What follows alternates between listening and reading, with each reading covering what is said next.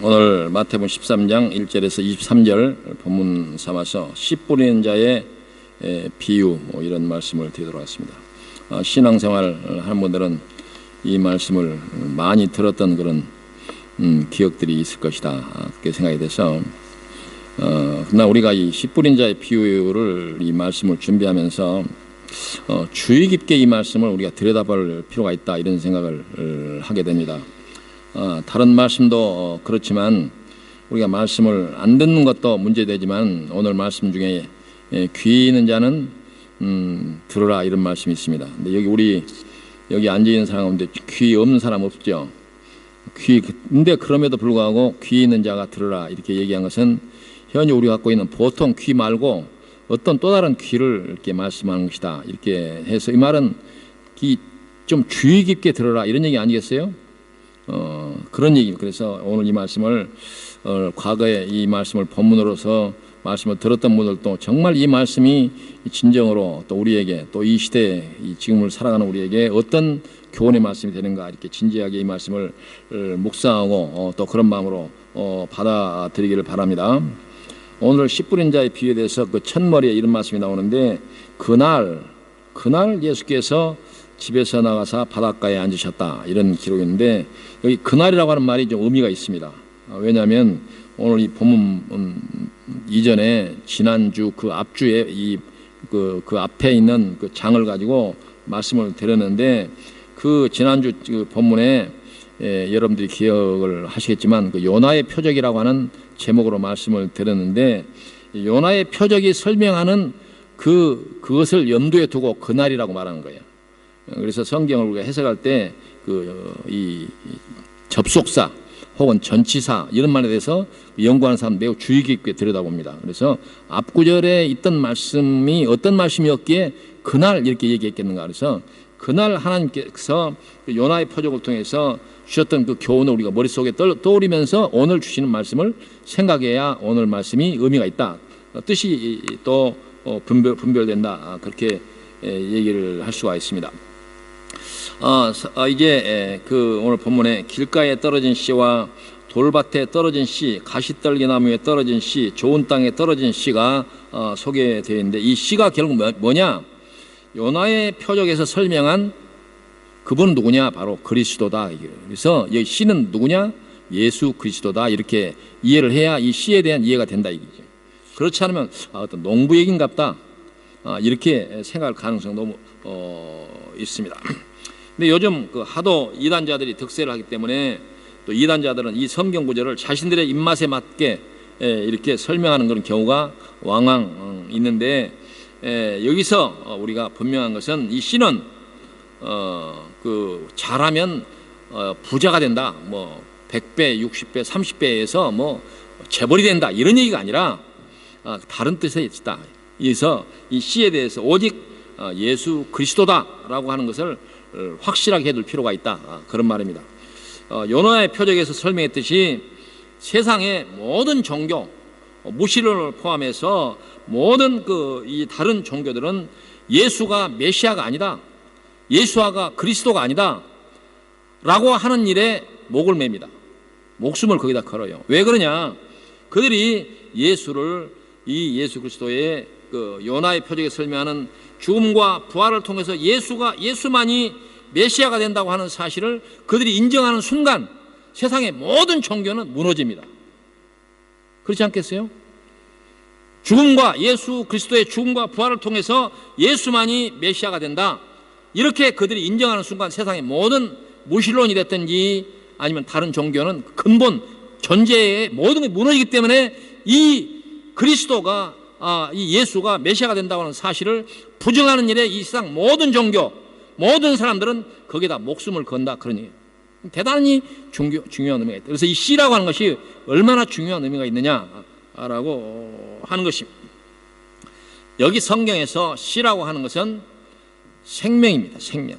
이 생명은 그냥 단순한 이 바이오 생물학적인 생명을 말하는 것이 아니라 우리에게 약속한 영원한 생명을 여기에서 씨라고 얘기한다. 하나님께서 이 영원한 생명을 이 세상에 뿌리로 이 씨로 뿌렸다 그런 얘기입니다.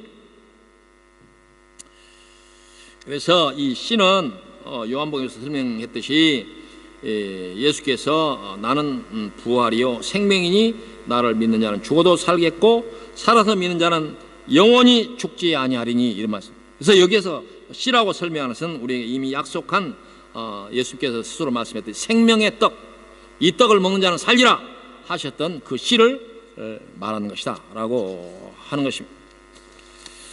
여기가 덴마크 땅인데 덴마크에 유명한 사람들이 많은데 그 중에 키엘케고리라고 있지 않습니까? 키엘케고리 한 그 논문 가운데서 죽음에 이르는 병이라고 하는 그런 논문이 있는데, 그 죽음의 논문의 그 논문의 핵심이 뭐냐면, 사람이 허우대가 멀쩡하게 살아있는 것처럼 보이지만 그 사람에게 소망이 없으면 이미 죽은 거다, 그런 얘기. 사람이 살았다, 저 사람들이 머리가 위에 있고 두 팔이 활기차게 걸어다니구나, 수용차를 몰고 쌩쌩 달리는구나, 그걸 보고 키엘케고는 살았다 그렇게 보는 게 아니라 그 마음속에 진정한 의미의 소망이 있느냐, 그걸 보고 살았다 죽었다 그렇게 평가하는 거예요. 우리가 신앙 안에서도 그렇다는 얘기죠. 그래서 진정한 씨, 영원한 생명에 대한 이 소망이 없으면 산 것 같지만은 죽었다, 그런 얘기예요. 죽은 거예요. 그걸 우리 세상 사람들 그걸 잘 모르니까 그저 살아있는 동안에 자기가 몸 안에 힘이 있는 동안에는 뭐 부지런히 살고 자기가 중요하다고 하는 것을 위해서, 그걸 얻기 위해서 동분서주하고 아침부터 저녁까지 땀을 뻘뻘 흘리고 벌떡벌떡 뛰어다니지만 사실은 죽은 것과 같은 이런 인생들이 넘쳐난다, 그런 얘기입니다. 그래서 그 성경이 말하는 그 씨가 없으면 이미 죽은 것이다, 죽은 자들이다. 잠깐 살아서 뭐 소망을 말하고 희망을 말하고 또 뭐 여러 계획을 세워놓고 동문서주하지만 살아있는 것처럼 보이지만 죽은 것이다, 그런 얘기입니다. 그래서 인간은 이런 소망, 하나님께서 우리에게 약속한 이 영원한 생명에 대한 소망이 없는 사람은 시간이 없으면 육신도 망하고 그 영혼도 망하게 되는 것이다, 그런 얘기입니다. 그래서 로마서 6장 23절에 보면 죄의 싹은 사망이요 하나님의 은사는 그리스도 예수 우리 주 안에 있는 영생이니라. 예수님은, 우리가 예수를 왜 믿느냐? 예수 안에 영원한 생명, 영원한 생명에 대한 약속이 있기 때문에 우리가 예수를 믿는 것이다 라고 하는 것입니다. 그래서 믿지 않은 자들에 대해서 경고하는 말씀 중에서 히브리서 9장 27절에 한 번 죽는 것은 사람에게 정하신 것이요 그 후에는 심판이 있을 것이다. 그래서 영원한 생명이 없는 사람의 미래에 그들이 기대할 것은 영원한 심판만 있다, 그런 의미입니다. 그래서 사람들은 이제 내가 그와 같은 심판과는 아무런 상관이 없다 그렇게 믿을지 모르지만 로마서 3장 23절에 보면 모든 사람이 죄를 범하였음에 하나님의 영광에 이르지 못하더니 라고 말씀하고 있고, 만약에 어떤 사람이 그 자기가 죄 없다고 하는 사실을 부정하면 요한일서 1장 8절에 보면 만일 우리가 죄 없다고 하면 스스로 속이고 또 진리가 우리 속에 있지 아니할 것이요 만일 우리가 죄를 자복하면 그는 미쁘시고 그는 진리시고 의로우사 우리 죄를 사하시며 우리를 모든 불의에서 깨끗하게 하실 것이요 만일 우리가 범죄하지 아니하였다고 하면 하나님을 거짓말하는 이로 만드는 것이니 또한 그 말씀이 우리 속에 있지 아니하리라, 이렇게 설명하고 있습니다. 그래서 오늘 이 씨 뿌린 자의 비유의 이 씨는 우리가 생각할 때 생각한 것보다 훨씬 더 중요한 의미를 갖고 있는 것이다, 그런 말입니다. 하나님께서 죄로 죽은 자들의 땅에, 죄로 죽어버린, 영원히 죽어버린 자들의 땅에 바로 이 생명의 씨를 뿌린 것이다. 그것이 바로 씨 뿌린 자의 비유다, 그런 말입니다. 여기 길가에 떨어진 씨, 돌짝밭에 떨어진 씨, 가시떨기 위에 떨어진 씨, 좋은 땅에 떨어진 씨를 설명할 때는 이 씨는 바로 영원한 삶을 주는 생명의 씨, 곧 예수 그리스도, 예수다. 그 점이 바로 항상 강조되어야 된다, 그런 말입니다. 그래서 오늘 그런데 오늘 씨 뿌린 자의 비유에서 설명하는 것처럼 그 씨가 자라지 못하고 결실하지 못하는 경우가 있다고 본문은 설명하고 있습니다. 하나님께서 세상에 바로 이 생명의 씨로 세상에 예수님을 보내셨는데 그 예수를 받아들일 수 없는, 불행하게도 받아들일 수 없는 여러 가지 이유가 있는데 그것이 바로 길가에 떨어진 씨, 돌짝에 떨어진 씨, 가시떨기 위에 떨어진 씨다, 그런 얘기. 근데 보니까 길가에 떨어진 씨는 새들이 와서 먹어버렸다, 이렇게 새들이 와서. 이 씨는 스스로 어떻게 해볼 수 있는 그런 힘이 없어요. 이제 자기가 좋은 곳에 떨어지고 싶다라고 해서 좋은 곳에 떨어지거나 그런 경우는 아닙니다. 근데 새들이 길가에 떨어진 씨를 와서 먹어버렸다. 인데 우리가 세상을 살다 보면 어떤 일을 찬성하고 응원하고 또 이렇게 도움을 주는 그런 경우가 있는데 하면 악착같이 상대를 방해하고 반대하고 이렇게 일이 되지 않도록 그렇게 줄곧 옆에서 방해하는 그런 경우가 많이 있는데, 이 경우를 어떤 경우로 보냐면은 이것은 악한 영이다. 이 씨가 이제 자라지 못하도록 그 생명으로 자랄 수 없도록 하게 한 것은 바로 여기서 나타나는 새는 악한 영이다. 이렇게 우리가 설명할 수밖에 없다. 그런 말입니다. 그런데 우리가 신앙생활을 하거나 세상 우리가 여러 경험칙으로 보면 예수 믿는 사람들은 여러 그 간증들을 보면 여러 가지 악조건 속에서도 예수를 믿었다라고 하는 그런 설명을 하는 경우가 있는데, 어떤 경우는 예수를 잘 믿을 수 있는 조건이 있는 것처럼 보이는데 악착같이 안 믿는 경우가 있는데, 이 경우가 바로 씨 뿌리는 자들의 이 비유가 설명한 것이 아닌가 이런 생각이 들어요. 여러 교회에 예수 믿을 수 있는 기회가 있는데도 불구하고 천하 없이 교회에 가는 것은 아주 반대하고 안 믿고 이런 경우가 있어요. 어떤 경우는 대단히 어려운 경우 과정과 또 여러 그 경험을 통해 예수 믿는 그런 경우가 있는 거 보면 씨 뿌린 자의 비유가 아주 맞다. 그런 생각을 할 때가 많이 있습니다. 근데 그 19절에 첫 번째 그 씨 뿌린 자의 비유를 설명하는 말씀이 오늘 본문 가운데 나오는데, 아무나 천국 말씀을 듣고 깨닫지 못할 때는 악한 자가 와서 그 마음에 뿌려진 것을 빼앗나니 이는 곧 길가에 뿌려진 자요, 이렇게 설명을 하는데, 이와 같은 경우는 이 씨가 자라지 못하도록 방해하는 그런 경우인데, 뒤에 이제 또 돌짝밭에 떨어진 씨에 대한 설명이 나오는데, 처음에 길가에 떨어진 씨는 어떤 경우냐면 방해는 방해인데 좀 종류가 다른 것 같아요. 그런데 이 방해가 어떤 그 개인적인 인간관계, 부모 자식 간에 아니면 어떤 그 사회생활하는 과정에서 뭐 직장관계 이런 데서 오는 방해를 갖다가 길가에 떨어진 씨의 비유라고 한다고 한다면, 돌밭에 떨어진 씨의 비유는 어떤 경우냐면 좀 큰 규모의 방해, 예를 들어서 나라가 다른 나라에 의해서 점령당했다. 그래서 예를 들자면 공산당이 어떤 나라를 지배했다. 그런 경우는 개인이 방해하는 그런 성격과는 또 다른 의미의 그런 경우가 있는데, 그런 경우가 있잖아요. 그래서 예를 들자면 무슬림이 어떤 나라를 지배하면 자기가 아무리 신앙생활 하려고 해도 신앙생활 하지 못하게 되는 그런 경우, 그리고 어떤 이제 뭐 공산당이 지배하는 그런 국가에서는 신앙생활을 못하게 하는, 그래서 공산주의 국가들은 그 신앙생활을 어떻게든지 하기 위해서 지하교회가 있고 가정교회가 있고 이런 경우가 있지 않습니까? 이런 경우는 좀 규모가 큰 그런 방해, 이와 같은 것들을 돌짝밭에 떨어진 씨에 비유할 수 있다, 이렇게 얘기를 합니다. 어떤 경우는 이제 두 경우는 이런 이제 규모, 강도의 차이는 있지만은 외부적인 그런 방해에 의해서 이제 신앙생활을 할 수 없는 경우인데, 이와 같은 경우는 바로 이제 악한 영이 신앙생활을 하지 못하게 하는 그런 경우다. 그렇게 얘기할 수가 있습니다. 그래서 아까 그 돌짝밭에 부러진 씨에 대해서 오늘 본문이 설명하는 21절에 보면 뿌리가 없어 잠시 견디다가 말씀으로 말미암아 환난이나 박해가 일어날 때는 곧 넘어지는 자요, 이렇게 얘기를 하고 있는데, 아까 앞서 설명하는 개인적인 방해보다는 좀 더 큰 사유, 좀 더 규모와 강도가 큰 그런 경우라고 할 수가 있습니다. 근데 우리가 역사를 보면, 교회사도 보면 그 기독교에 대한 박해가 유독 많았던 것 같아요. 왜 그러냐면 이 순교자들의 그 규모나 그걸 보면 알 수 있다. 그래서 기독교는 그 순교자가 유독 많습니다.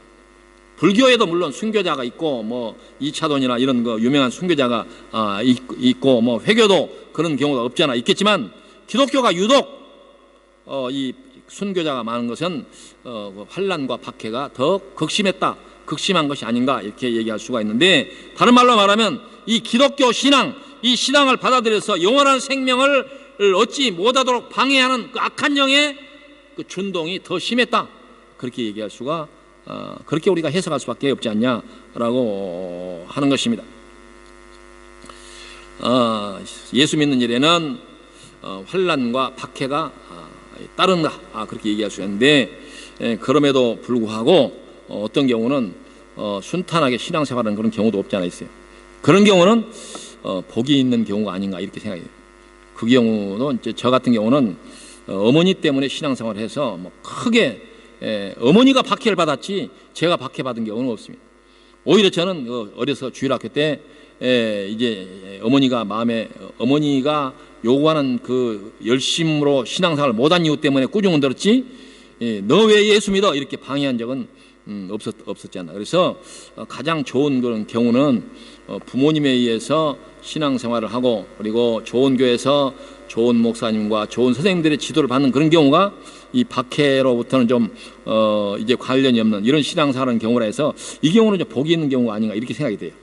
우리 신앙생활하는 사람 가운데서도 그런 사람이 있어요. 물론 부모에 의해서 신앙생활하는 사람도 도중에 갈등을 하고 범민을 하고 이렇게 하는 경우가 없지 않아 있지만, 비교적 외부적인 그런 바람과 이 박해를 부모님들이 많이 막아줬기 때문에 그 경우는 고마운 복이 있다. 그래서 그 점에 대해서는 좀 감사할 필요가 있지 않은가 이렇게 생각이 됩니다. 근데 이 세 번째의 그 경우가 문제가 되는데요. 세 번째 보면 22절 보면 가시떨기에 뿌려졌다는 것은 말씀을 들으나 세상의 염려와 재물의 유혹에 말씀이 막혀 결실하지 못하는 자요, 이렇게 얘기를 하고 있습니다. 이 경우는 밖에서 박해의 문제 때문에 신앙생활을 못한 경우가 아니라 미리 자기 안에서 스스로 무너진 경우다 이게야. 남이 밀지도 않았는데 지 혼자 넘어지는 경우예요. 왜 그런 경우가 생기냐? 재물의 유혹과 세상의 재리에 대한 욕심 때문에 그런 경우다 이게. 그래서 앞에 두 가지 경우는 밖에서 박해, 탄압, 방해 이와 같은 요소 때문이지만, 이 세 번째 경우는 밖에서 아무 말도 안 했는데 스스로 무너지는 경우가 아닌가. 우리가 신앙생활할 때 주변에도 보면 신앙생활에 결국 결실을 못하는 경우는 이 재물의 유혹 때문이다. 성경은 그렇게 설명을 하고 있습니다. 이 경우는 참으로 안타까운 경우가 아닐까 이렇게 생각이 됩니다. 성경의 표현에 보면 우리가 썩어질 것을 추구하고 구하면 그 썩어질 것들과 함께 썩어질 것이다, 이런 표현도 있어요. 결국 자기가 추구하는 그걸 이제 사랑하는 것들 때문에 인생이 망하고 그의 영혼도 망하게 되고 또 하나님의 심판 앞에 서게 될 수밖에 없다는 점에서 매우 안타까운 그런 경우라고 할 수가 있습니다. 마지막으로 8절에 보니까 좋은 땅에 떨어진 씨를 설명하고 있는데, 더러는 좋은 땅에 떨어짐에 어떤 것은 100배, 어떤 건 60배, 어떤 건 30배 결실을 하였느니라, 이렇게 설명하고 있습니다. 여기서는 이제 좋은 땅 그러면 우리가 땅만을 이렇게 생각할 수 있는데, 덴마크에서 살다 보면 이 기후에 대해서 매우 민감해집니다. 왜냐하면 이 덴마크가 유실수도 이 꽃이 피고 열매가 맺지만 이건 상품성이 전혀 없습니다. 그건 왜냐?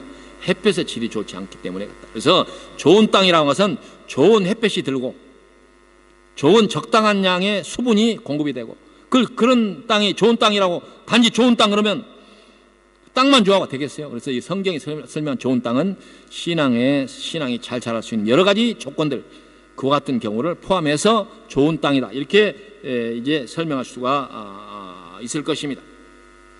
그래서 이제 이 좋은 땅이라고 하는 것은 이런 그 앞서 말하는 이런 이제 개인적인 인간관계에서 오는 박해, 또 어떤 그 역사 속에서 우리가 질곡을 겪었던 많은 그런 그 국가 간의 충돌과 또 분쟁과 전쟁으로 인해서 오는 신앙적인 그 자유가 박탈된 그런 어떤 그런 경우, 또 특별한 경우는 요즘같이 저기 터키나 이 무슬림 국가에서는 신앙을 만약에 종교를 개종하려고 하면 그 자기가 사는 땅에서 살 수가 없습니다.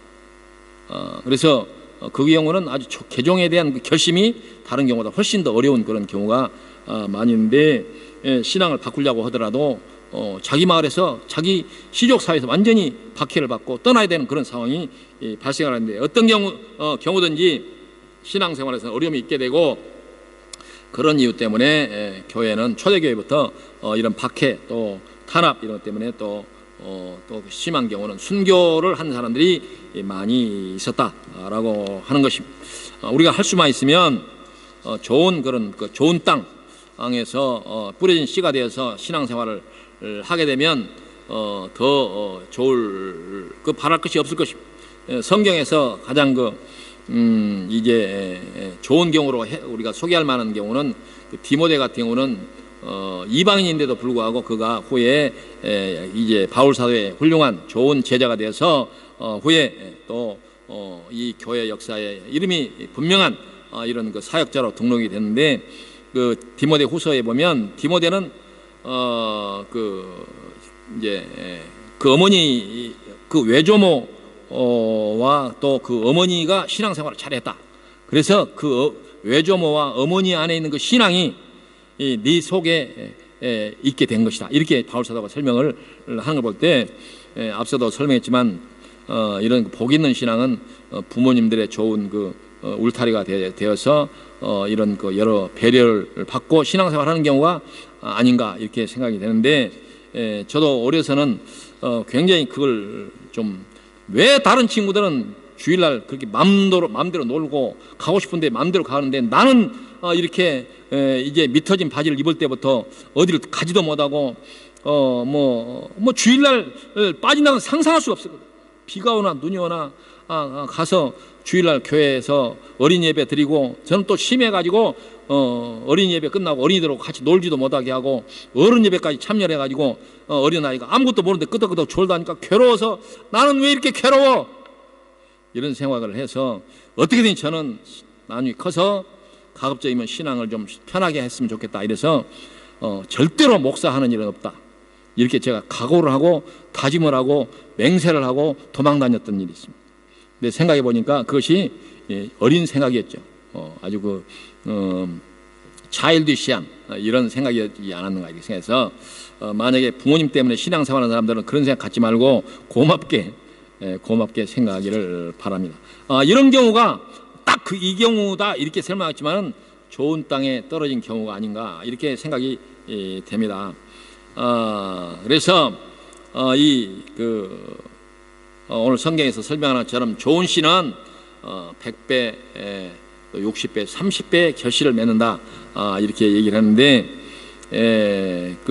우리가 교회사에서 보면 선교사들이 어떤 개인적으로는 그의 삶이 이런 물량적으로 몇 배 이렇게 늘어났다 그렇게 설명할 수도 있겠지만, 선교사들이 어려움을 딛고 외국에 가서 복음을 전한 그 이유 때문에 한 나라의 역사가 변하고 그 민족의 문화가 바뀌는 그런 사례가 얼마나 많습니까?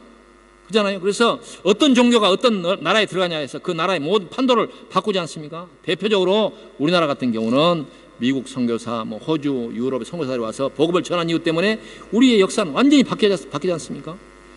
그래서 이 신앙이 떨어진 곳, 또 이 복음이 전해진 곳에서는 그 역사의 판도가 바뀌는 것을 우리가 목격하고 경험을 했습니다. 그래서 모든 사람이 선교사가 되어야 할 필요는 없겠지만, 어쨌든 자기가 속해 있는 그 사회 속에서 복음을 전하는 일이야말로 이 100배, 60배, 30배 결실을 맺는 그런 일에 참여하는 그런 경험이 될 수도 있다. 그렇게 얘기할 수가 있습니다. 그래서 이 생명을 낳고 이 생명의 씨가 뿌려진 곳에서는 역사의 판도가 바뀌고 그 사회가 바뀌는 것을 우리가 볼 수가 있습니다. 근데 이 앞에 있는 말씀 외에 오늘 본문에서 더 중요한 문제가 남아 있는데, 10절에 이렇게 나와 있는데, 제자들이 예수께 나와서 이르되 어찌하여 그들에게 비유로 말씀하시나이까? 이 좋은 말씀을 비유로 말씀하십니까? 이제 그런 얘기죠.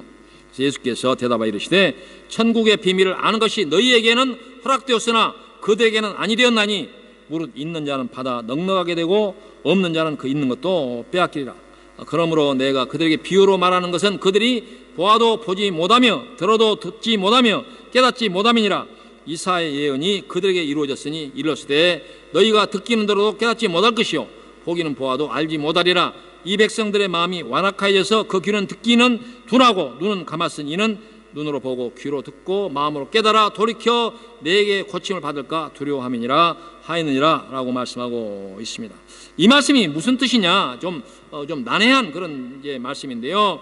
오늘 씨 뿌린 자의 그 비유에서 보면 각각 그 씨가 떨어지는 곳에 따라서 그 다른 그런 결과, 그런 효과가 나타나는데, 문제는 그 씨가 스스로 나는 좋은 땅에 떨어진 것이 좋아요, 좋은 땅에 떨어지고 싶어요, 나는 이 말씀이 싫으니까 길가에 떨어지고 싶어요, 그런 씨가 없어요. 그건 자기의 선택과는 상관없이 씨들이 뿌려진 것을 알 수가 있다. 그것이 우리가 기독교의 이 교리의 핵심의 논리라고 하는 사실을 우리가 또 알 필요가 있습니다. 그래서 천국의 비밀을 너희 아는 것이 너희에게는 허락되었으나 그들에게는 안 되었다. 이렇게 얘기해요. 그래서 무릇 있는 것은 받아 넉넉하게 되지만 없는 자는 그 있는 것도 빼앗기리라. 이렇게 말씀하고 있습니다.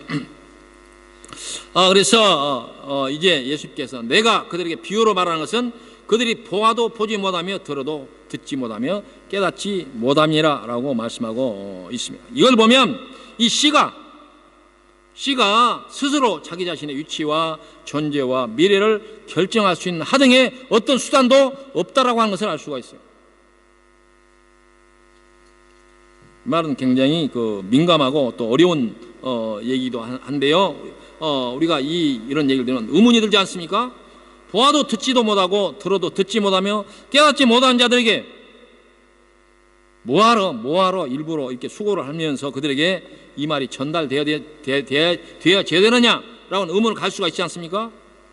근데 사실 성경을 하나님께서 우리에게 주신 것은 믿고 구원을 얻을 사람들에게만 준 겁니다. 안 믿는 사람은 이것이 들어도 도움이 안 된다. 도움이 안 된다. 이것이 성경의 이 기독교 교리의 핵심 교리인 선택과 유기라고 하는 거예요. 선택받은 사람이 있고 버림을 받은 사람이 있다, 그런 얘기예요. 그 사람은 억울할 거 아니에요? 이게 보편적이지 않습니까? 평등하지 않 모든 사람에게 기회의 균등을 줘야지. 어떤 사람은 처음부터 좋은 땅에 떨어진 씨로 정해지고 어떤 사람은 길짝이나 돌짝이나 가시밭 떨어진 씨로 정해졌다는 거, 이게 공평합니까? 그렇게 불만을 할 수 있는 내용이 포함되어 있다, 그런 얘기. 그러나 그건 억울한 얘기는 하지만 그 부분에 대해서 성경이 설명한 것은 바로 토기장이의 비유를 얘기하는 거예요. 그릇을 만드는 토기장이도 귀 쓰는 물건과 그렇지 않은 물건을 만들 수 있는 권한이 있는데 천지를 창조하시는 하나님이 그렇게 할 권한이 없어? 그것이 하나님의 주권이다, 이렇게 생각해요. 주권. 절대적 주권이다. 절대적 주권이다. 이 절대적 주권은 우리가 성경을 해석할 때 굉장히 중요한 요소가 됩니다. 저도 설교를 준비하는 제 책상머리에다가 큰 글자로 써 붙여놨어요. 혹이라도 제가 순간이라도 그걸 놓칠까 봤어요. 성경을 해석함에 있어서 하나님의 절대적 주권 아에서 설명되어져야 된다, 이렇게 써놨어요. 예를 들어 쉽게 말하면 우리가 노력하고 수고해서 우리가 복음의 씨가 내 안에 자란 것이 아니라 하나님이 이미 그렇게 정해놨다, 이게요. 그 점은 우리가 볼 때 안 믿는 자, 불신자들에게 대단히 억울하고 분한 얘기지만 성경이 그렇게 돼 있는 걸 맨날 어떻게 하겠어요? 이 세상과 타협을 하겠습니까? 못해요. 그게 성경의 단호함입니다.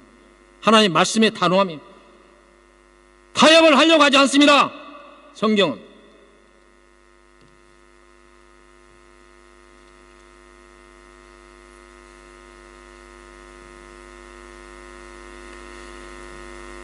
그래서 우리가 예수 믿는 것은 우리가 생각한 것보다 훨씬 더 중요한 것입니다.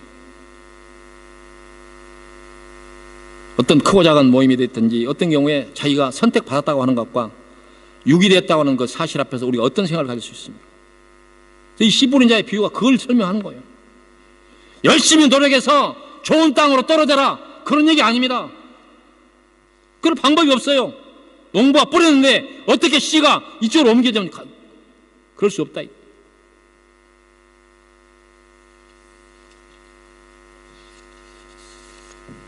어떤 그룹의 어떤 기회에 참여한다고 해서는 즐거운 일이죠.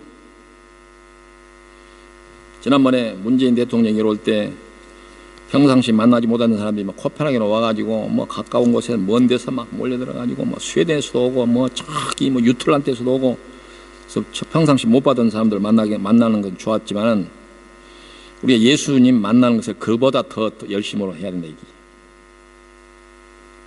대통령하고 악수했다고 그랬었고 막 사진 찍었다고 그랬었고 즐거운 일이고 좋은 추억이 되겠지만 그것보다도 우리가 예수 만난 것을 더 기쁘게 생각했는데 그 선택받은 것에서 그냥 이건 감동과 감격이 없이 이걸 받아들여서는 받지 않아서는 안 된다 그 말입니다. 그렇잖아요. 대통령 만나서 악수한 것도 막 나는 악수했다 그래갖고 막 옆에 가까이 가가지고 사진 찍으려고.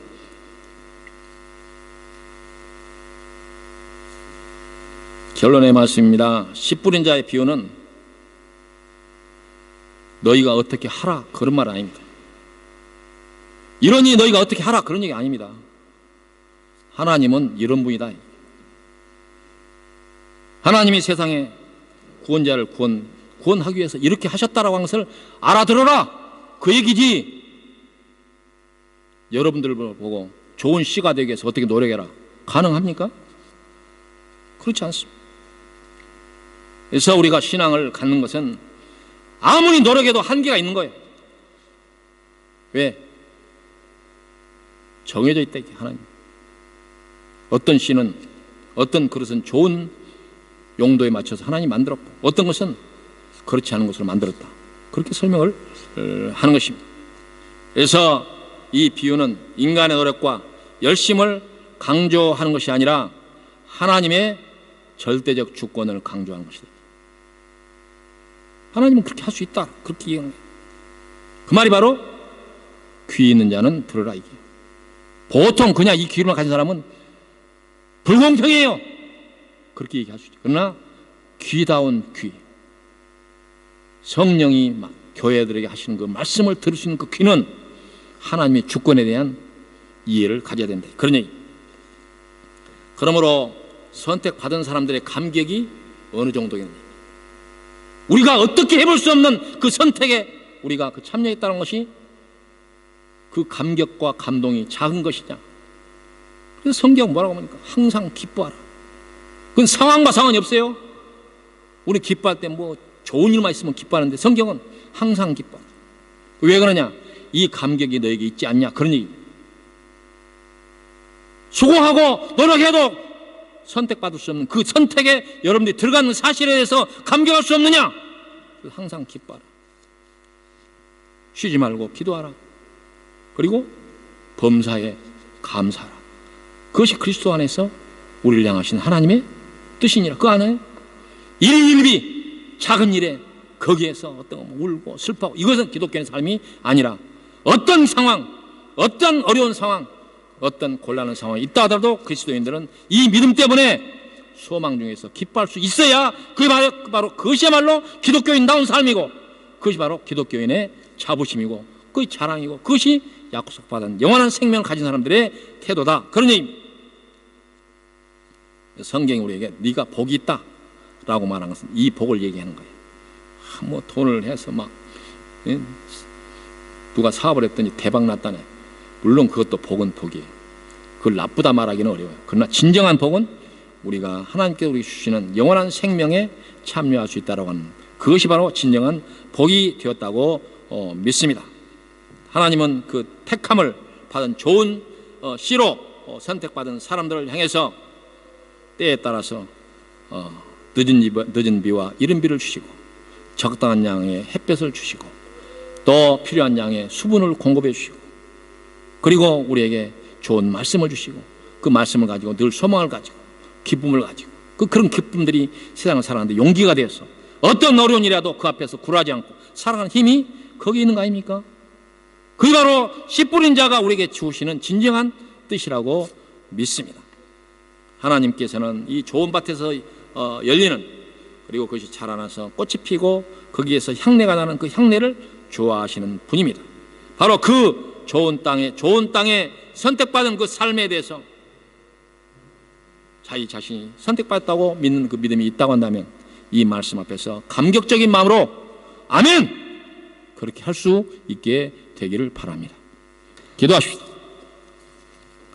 고맙고 감사하신 여호와 아버지 하나님, 하나님께서 우리에게 주시는 것들은 우리가 넘치도록 입을 벌려서 찬송하고 감격에도 부족할 만큼 엄청난 것인데도 불구하고 우리는 우리 손에 우리 눈앞에 없는 것들을 향하여 때로는 또 불만을 말하고 아쉬워하고 또 분노하고 또 싸우고 그런 경우가 얼마나 많이 있습니까?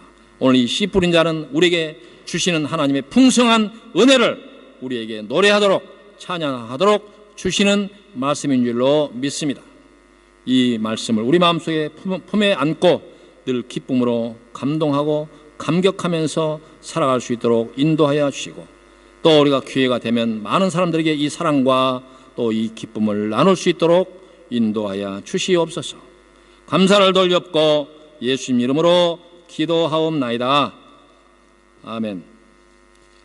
광고에